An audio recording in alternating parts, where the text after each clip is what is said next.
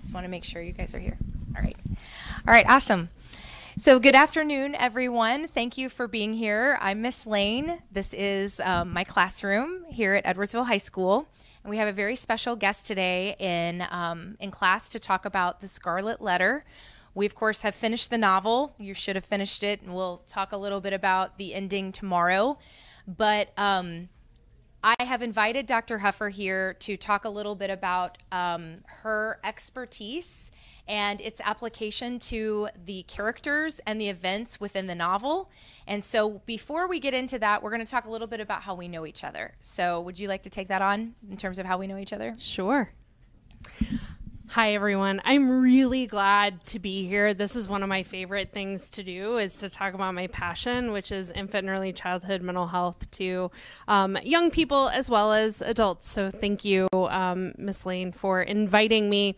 I like to say that Miss Lane is one of my longest friends because I refuse to say oldest. For obvious reasons. So we actually met in preschool and have grown up together, went to elementary school together, and then stayed in contact through various activities. Then we ended up graduating high school together, which was kind of unprecedented because we had 3 high schools in town, but it just so happened that our senior year, one of the high schools shut down. It was Kara's high school, and 90% of those kids came over to my high school and 10% went to the other high school in town. And so Kara and I got to graduate together. Our paths diverged again, but we always stayed in contact. Gosh, you've been a constant in my life for a very, very long time. So I ended up moving to Oklahoma, which is where I did all of my education, and found the field of infant and early childhood mental health. Now, I knew I wanted to be a therapist for a very, very long time. In fact, my career goal before wanting to be a therapist was astronaut, which I knew was out of the question because I do not have the body type for it and I cannot do math. So I knew I wanted to be a therapist, and I also knew that that meant that my education, like I was going to have to, at minimum, go get a master's degree. So I got my bachelor's in psychology, which provided a very nice framework for human behavior and how the mind works. Then I had a couple different trajectories on how to get to a therapist vocation. I could do a master's and a doctorate all at once and do the psychologist route. I could pursue a master's in professional counseling or marriage and family therapy, or I could do what I did and get my master's in social work. And that's what I did. I graduated from the University of Oklahoma with my master's in social work and immediately went to work for a community mental health center where I was providing therapy to families across the child lifespan. So really littles, 2 and 3 years old, all the way up to ages 18, and even a little bit of adult work. Now, while I was doing that, honestly, adolescence was really challenging for me. The patients or clients that I was seeing, everything seemed really habituated. It seemed really hard for them to change. And I just thought, gosh, what if somebody had intervened with this 16, 17-year-old when they were in junior high or elementary school, or maybe even earlier? Could we have prevented this trajectory altogether? And it turns out you can. And the field is called infant and early childhood mental health, which I was exposed to through one of my supervisors. So I started reading a lot about what happens in infancy and early childhood, and even before a child is born, to moms. And got really interested and surrounded myself with experts in that field. I started going to conferences, presenting at conferences, and I was doing about 60 to 70 hours of providing direct services to clients a week. Now, nobody goes to therapy when things are going well. And so that was really hard. And so I ended up needing to take a break from some of that and had the opportunity to go pursue my PhD or my doctorate in human sciences. But I never lost the infant and early childhood mental health thread. And in fact, I started to study what happens in a mother's life during her own childhood that might impact her parenting. So there was a study, and I'm kind of jumping in, so slow me down if... Not a problem. Okay. Not a problem at all. So there's a study that came out in 1998 called the Adverse Childhood Experiences Study. And this study really put infant and early childhood mental health on the map. We knew that infants and toddlers experienced the world, but we didn't know how far-reaching it was until this data came out from this 1998 study, which was a partnership between Kaiser Permanente, which is a huge insurance conglomerate in California, and the Center for Disease Control. And they were looking at what derails health and well-being for people. And they isolated it to these 10 adversities that might happen in childhood. So we're talking before the age of 18. 5 of them are probably not going to be surprising to you that they have long-lasting effects, like physical abuse of a child, sexual abuse of a child, emotional abuse of a child, things like that. But the other 5 are often surprising to people because they're more environmental. So a parent being incarcerated, or a parent experiencing mental illness, parents being divorced or separated, things like that. And there were 10 of these. Now, I should also asterisk my talk, because we are not in a math class where we're talking about facts and figures. This is the human experience. And one of the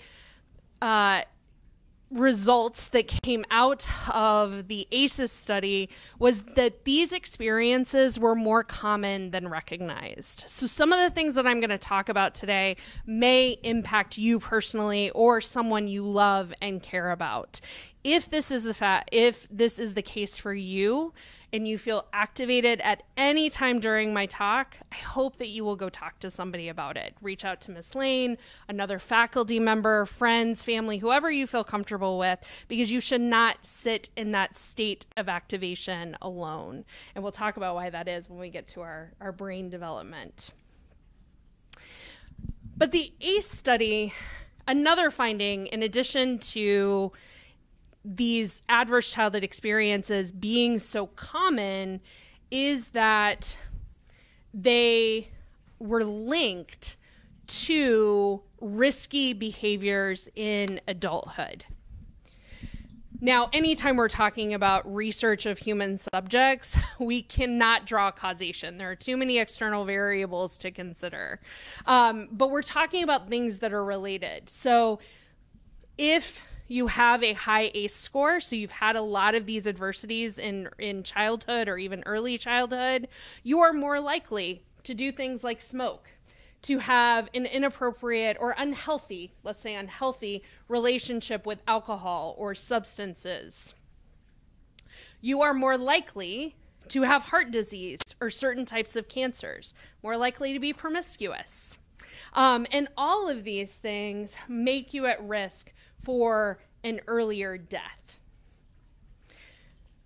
So this really kind of got me thinking about, the work. And Kara and I were having some conversations about the wonderful things that she's teaching you, one of the things being the Scarlet Letter.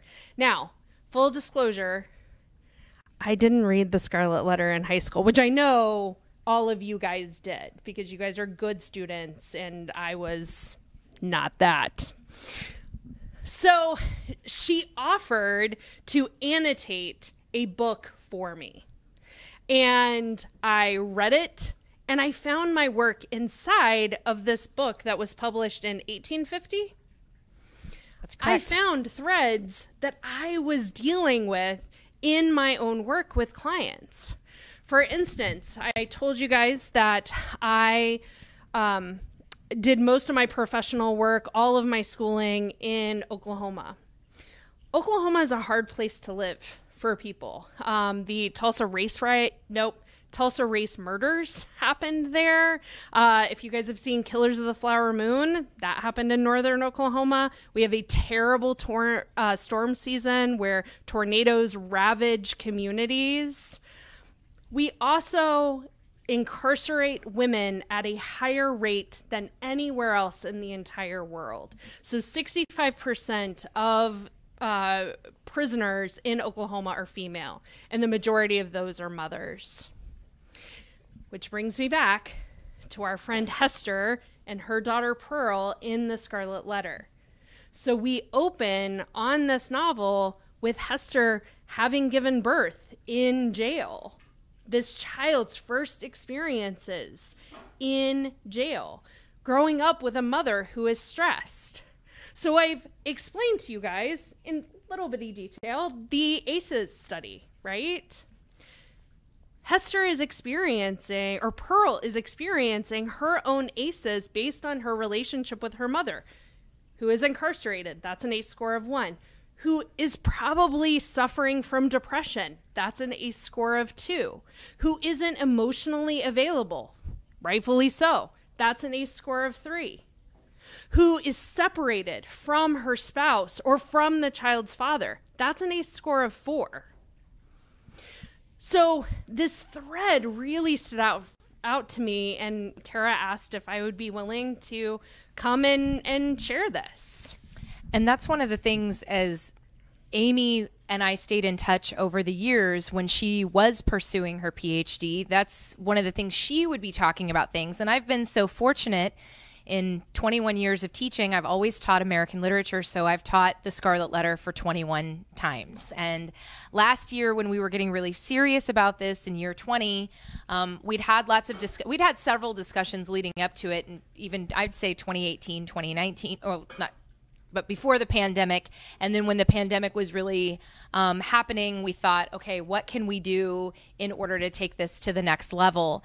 And I think it's really important as an educator. You know, Amy's had an opportunity to talk about her education and experience, and hopefully will tell us a little bit more too, because I want you to talk about what you did in Philadelphia.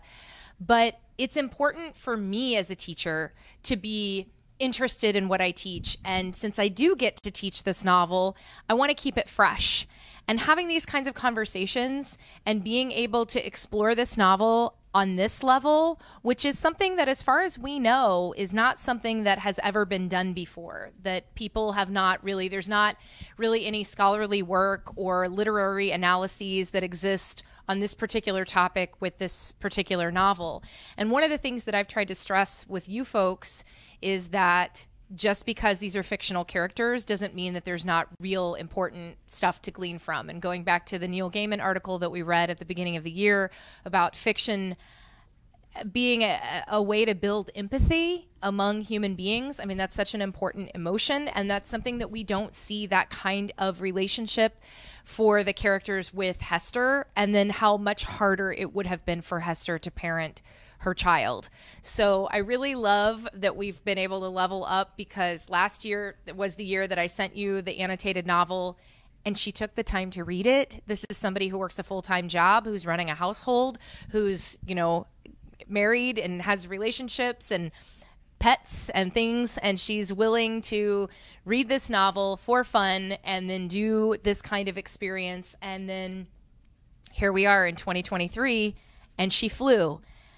And I did not pay for that plane ticket. So, you know, this is the kind of thing that I think is really special about your willingness to engage with this and to take it so seriously. And I really appreciate that too, because that's super validating for me as well, not only as a friend, but as a professional, as an intellectual, as somebody who's thinking about these kinds of things. And hopefully giving you the opportunity to think about these things, not only with the Scarlet Letter, but what Amy is talking about in terms of her career. There's so much out there that you maybe don't even know about or haven't even recognized what opportunities are there. So before we go into the specifics of the Scarlet Letter, would you talk a little bit about your postdoctorate work when you went out east? So I graduated with my PhD and got a postdoc experience, which is kind of an extended schooling or experience in my field of study. So I went to the University of Delaware to study with Dr. Dozier, who created an intervention to help children and their families who come from hard places to be on a trajectory of health and wellness. So my job was to travel around Philadelphia collecting saliva. It's not as glamorous as it sounds. But the reason why we were doing that is to measure cortisol. Now, cortisol is a stress hormone. It is part of everyday life, all right? The reason why you guys are sitting here today is because your cortisol helped you wake up, helped you catch the bus, helped you get here. It is typically high in the morning, right? When we need a lot of energy, a lot of get up and go. And then it decreases as the day goes on until we go to sleep, right? And then we start all over again. For kids who come from hard places, they are in a constant state of activation. So that cortisol level is continually high. There's not that downward slope that happens throughout the day. And cortisol, although it's an important hormone in our body, is really hard on our body when it's being processed all day, every day. And there's not that relief that comes from it. So in these kids from Philadelphia, we were collecting these saliva samples to measure their hormone levels at the start of the day and at the end of the day, to measure if our intervention was effective at making that slope more typical, right? What we'd want to see. And it turns out it was having an impact on that. When we were coaching parents to be responsive, to be nurturing towards their children, then that stress hormone corrected itself, which is really incredible. What's even more incredible is those effects lasted through the age of 8. So actually the sample I was collecting were from kids who received the intervention between 1 and 2 years old and were now turning almost 13. And we were still finding that short-term intervention that they got in very early childhood was still positively impacting that stress hormone relationship all those years later.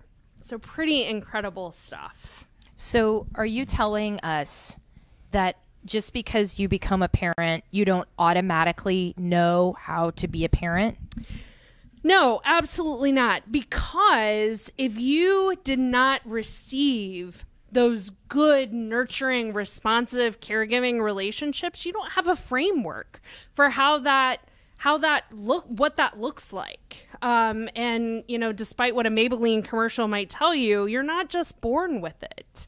It's something that grows. I have been in this field over 15 years, and I am yet to meet a parent who just didn't care about what their child needed. That's not why they don't meet their child's needs. They don't meet their child's needs because they don't know how.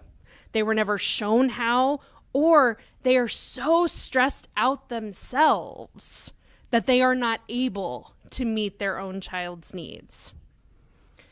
which brings us back to Hester parenting this child in prison or in jail, right? It's going to be really hard to be responsive, to be fun and delightful and nurturing when you yourself are suffering, when you yourself are depressed, are not getting sunlight, who, may not, be fed and all of those things that go into it. And I think that's the perfect transition to our first official question, which is, I want you all to remember chapters 3 and 4. So chapter 3 is when Hester is on the scaffold and they are the town leaders, and Reverend Wilson and Dimsdale are both pleading with her to reveal the name of the child's father, and she's had this public humiliation. She's had to really fortify herself. We talked about that, likely that adrenaline rush that she had that helped her fortify herself. And so at the end of chapter 3, when she's led back into the prison, and then in chapter 4, where she's on suicide watch because she's like a total mess and her kid is losing her mind, and she's just like an automaton, like just, whatever, patting the back of her kid, but not really engaged in any way, shape, or form. And the guy that's in the jailhouse is like, we have got to get someone in here to take care of this kid.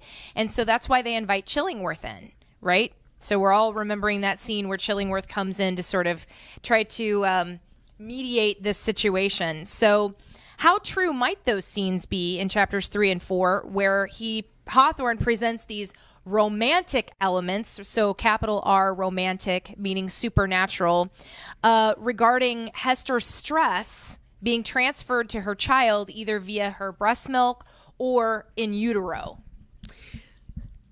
So we know that Hester is stressed, and she's not able to meet the child's needs, in this really predictable, consistent way, because she is under her own amount of stress. So they, meaning, the Puritans, don't have a scientific reason for this, right? So they are pulling from what they know, from religion and nature and things like this. And so it's obvious this kid has to be possessed, right? Or there's something going on, or something, the sin is being transferred to the child. But what we know now is that it's because that child does not have the regulatory capacity to take care of themselves. D.W. Winnicott, who is a very kind of famous developmental psychologist in my field 60, 70 years ago, said there's no such thing as baby. And what he meant by that statement is we can't think about baby without thinking about the caregiving relationship that baby is in. Babies are completely vulnerable. They can't modulate their temperature. At first, they can't even control their body. That's why you see a lot of babies swaddled, because they feel safer that way. They can't regulate their emotions. They can't communicate in the sense that they're not using their words to talk about what's going on with them, although they are communicating, right, with their facial expressions, with their body language, with crying, things like that. But, this is all very foreign. And I was really surprised that the author was spending time even thinking about the child's experience in this. Because during that time, children were kind of a dime a dozen. They were, to be seen and not heard. Oftentimes children died because they didn't have the proper care that they needed. And so this author giving time to this child's experience is actually really novel in a lot of ways. It wasn't surprising to me from a developmental perspective that this child is freaking out because she didn't have words. So if you guys will humor me, I'm going to give you a little brain science lesson in this. This is going to be our brain. Our wrist is going to serve as our brain stem. Now, our brainstem is fully developed at birth.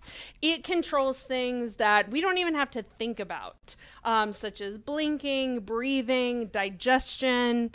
As long as you keep your brainstem safe, it's going to do what you need it to do. All right? It's going to manage all of those internal systems that keep you alive. The next part that starts to develop is the limbic system. The limbic system is our emotional epicenter of our brain. After all, children early in life, don't have words to communicate how they feel. How do they let us know they need something? They cry. So that's our emotional center of our brain. And our emotional center of our brain, the need there is connection. So we have safety, we have connection. I need to feel being in a relationship with someone. Then the last part that starts to develop is our cortical region. Our cortical region is the last kind of pieces of our brain to develop, and it's often called it's the human part of the brain. So rational thinking is held here, logical thinking is held here, language, empathy, conflict resolution, our ability to calm our fear is in our cortical region. Now, a brain isn't completely wired until a person is in their mid-20s.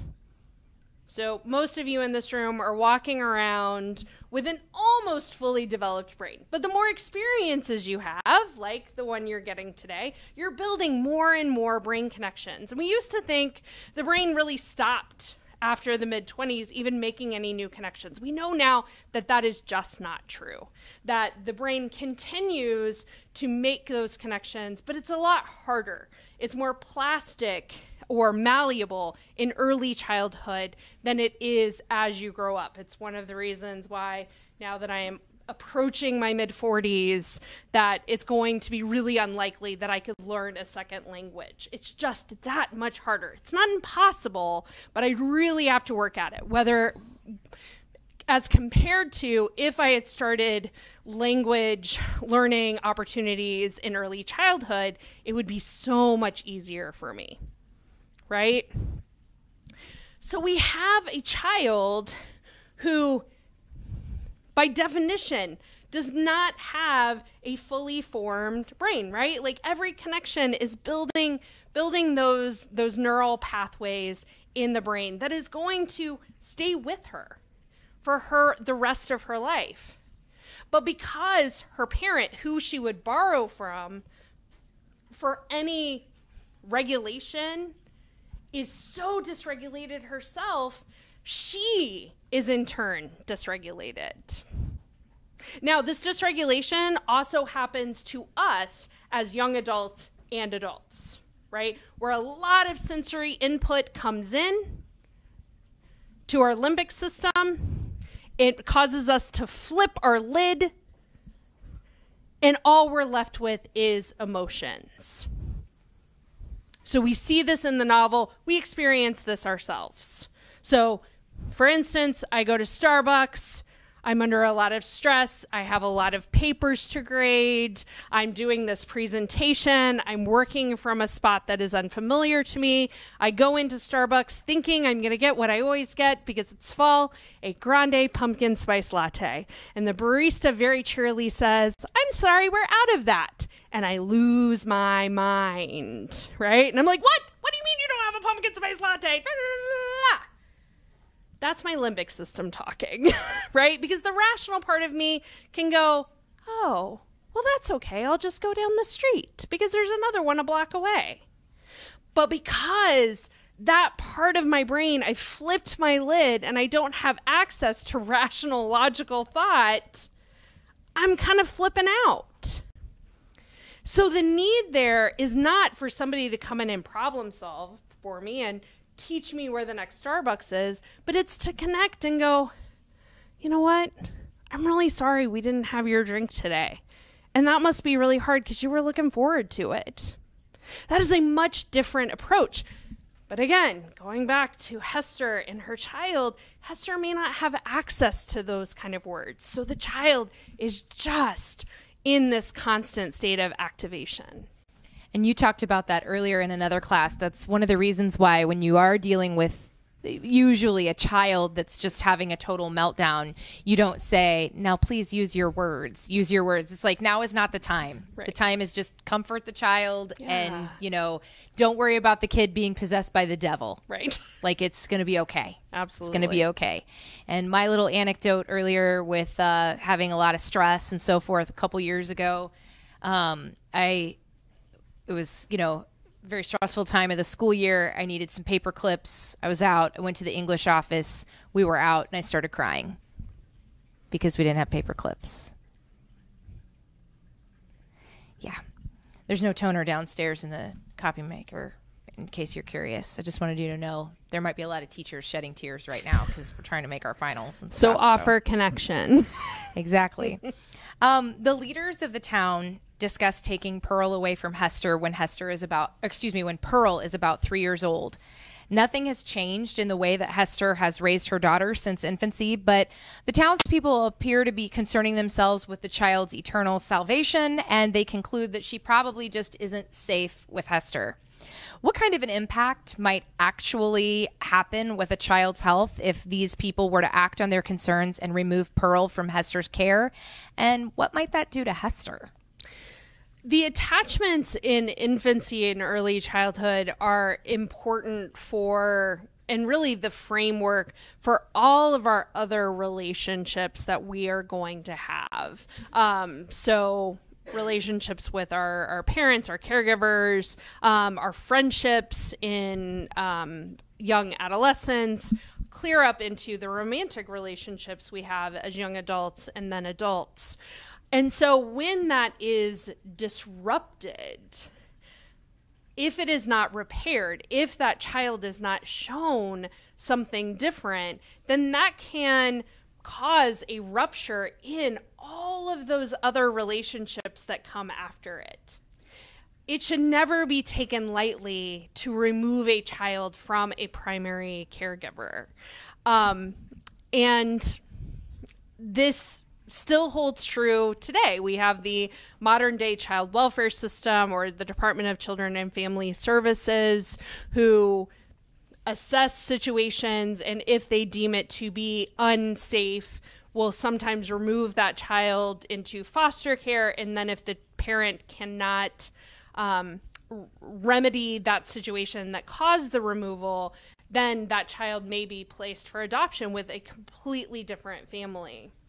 And we know that this disrupts the brain development that is happening so quickly in that span of time. And so we want to be really conscious of that. And in fact, many communities are really relooking at their child welfare system to think about how we can bolster relationships with their natural families to make sure that we can keep children in those relationships and not have to disrupt them without good cause. In the case of Hester and Pearl, they have not evaluated this caregiving relationship, right? They are drawing on experiences. Well, she is a child of sin. We have to save her soul, which could be really detrimental to Pearl. And we know it is going to be very disruptive to Hester, who has built her life around this child. And one of the things that we haven't really touched on, but that speaks to when those kinds of choices are made and not really well understood, that leads to a generational sort of trauma over and over, because then, the cycle can't be broken necessarily with Pearl, because then if Pearl goes on to have children, if this were to have happened, it didn't actually happen in the novel, right. But just thinking about how many times, there might be good intent. I mean, I can see why the Puritans would be concerned about someone's eternal salvation. But on the other hand, when we're not totally informed and we don't understand, and certainly that's not to say there isn't a time and a place when it is appropriate to remove a child, but just in general, contextualizing why it's so important to have all the information and recognize really what the trade-off is for this kind of thing. We've already sort of talked about Hester being concerned that Pearl is some sort of spawn of Satan. So I'm going to move on to our next question. There are several scenes where the narrator describes Pearl playing. Would you discuss how play therapy works in your field? And then would you please connect what you see Pearl displaying in her choices of play, knowing that every child is different, and kind of commenting on whether or not you think these scenes are authentic? And what do you think about Hawthorne choosing to spend time exploring these scenes that focus on these aspects of a child? And just to remind you too, I know Amy's going to jump in here. We didn't necessarily talk about these scenes, but those scenes where, you know, Pearl is playing and she's at the beachside and she's, you know, utilizing that pretend time to kill her imagined enemies, which are probably real as well. You know, the people being abusive and so forth in the town, and pretending to be like the Puritans and pointing her finger, and things that she's heard other people say to her and her mother. Will you fast forward to my Fred Rogers slide? It's right behind. Oh, okay. Maybe if we can get it to work. There it goes. So as I mentioned before, because of the way brains are developing, children don't always have access to language to describe what their environment or their situation is.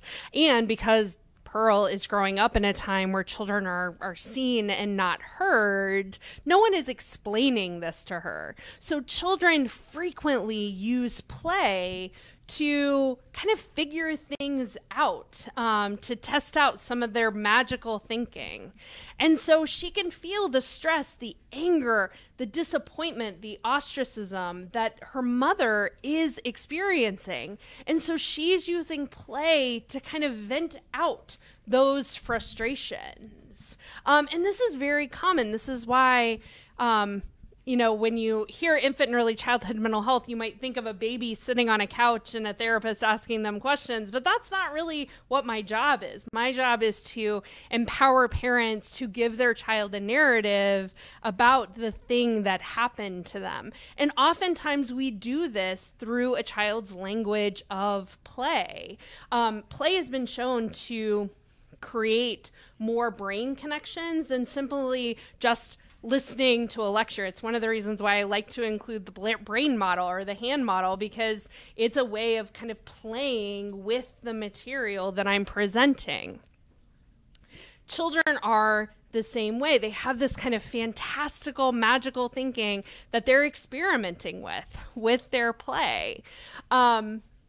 I'll give you an example from my own work with families. I had a child who was 3 or 4 come in because his parents were concerned that he was exhibiting symptoms of attention deficit hyperactivity disorder, or ADHD. Now, ADHD should not really be diagnosed until a child is about 8 years old, because developmentally, their attention isn't supposed to be fully formed. They're supposed to be lots of movement and things like this. But they were concerned about it, so we were evaluating him. I had a colleague who was interviewing the parents. I was in charge of keeping the child occupied in the playroom. And he got out the dollhouse, and he put it down on the floor, and he got out every figurine I had, and he put 5 to 8 figurines in each of the rooms of this dollhouse. And I was reflecting on, man, there are a lot of people around, and gosh, there's not a lot of room to move. Where's that little boy gonna play? So the session ends and they go home, and I'm debriefing with my colleague. And my colleague is doing a very kind of typical assessment. And she asked the parents what the living conditions were. The parents described that they had recently left their home and had moved into a family's home that was a 2-bedroom apartment, and there were about 11 adults living there. That is exactly what this little boy showed me, right? A very small area with lots of people. He can't articulate that, but that is exactly what he showed me in his play. Now, he's coming in with symptoms of ADHD. I'm thinking, yeah, no wonder. He's got nowhere to move. Kids 3 and 4 years old are really active. They need places to move their bodies, to use their voices. And he is living in an environment where that is not possible. But when he gets into childcare, where there's a little bit more open space, he's all over the space. He doesn't want to sit down at circle time. He wants to move his body. He wants to play with his friends. He doesn't want to be disruptive, but that's what ends up happening because he can't hold it in any longer. And so my intervention with this family was not to refer him for medication or something like that. We needed to give this kid places to move. Now, I can't find a new living situation for their parents or for his caregivers. I'm not a magic worker. I'm not a magician. I don't have a magic wand. But what I can do is I can educate his parents on child development and what we should be seeing, which is exactly what he's showing us, to help them give him spaces to move his body. And again, to draw this back to the Scarlet Letter. We have about 30 seconds left in class. No one was there to do that with Hester. So it's just really unfortunate that, she was doing the best that she could, but she didn't have that coach or that therapist to come in and help that support. Yeah. I wanted to take this time to say thank you to Dr. Huffer. So if we could put our hands together for her time and her expertise, I appreciate that. Hopefully you all gleaned something from this, and maybe perhaps it also gave you an opportunity to think about some professional opportunities in the future. And have a nice day, folks. See you tomorrow.